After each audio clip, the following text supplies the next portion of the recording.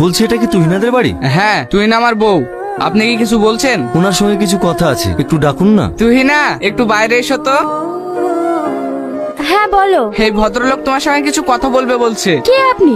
আপনাকে তো ঠিক চিনতে পারলাম না। তুমি আমাকে চিনতে পারবে না, আমি একজন ডাক্তার। আমি ইলিয়াসের কাছ থেকে আসছি। কোন ইলিয়াস? বাহ তুহিনা বাহ, যে ইলিয়াস তোমাকে কিডনি দিয়ে নিজের বাড়ি বিক্রি করে তোমার জীবন বাঁচিয়েছে, আজ তুমি তাকেই ভুলে গেছো? কি আবল তাবল কথা বলছেন আপনি? হ্যাঁ আমি ঠিকই বলছি। তোমার স্ত্রীকে একটা ছেলে পাগলের মতো ভালোবাসতো, সে আজ মৃত্যু সজ্জায় শুধু তোমার স্ত্রীর কারণে। কিডনি দেওয়ার পর তার ফুসফুসে ক্যান্সার হয়েছে। কি বলছেন ডাক্তার বাবু? ইলিয়াসের ক্যান্সার হয়েছে?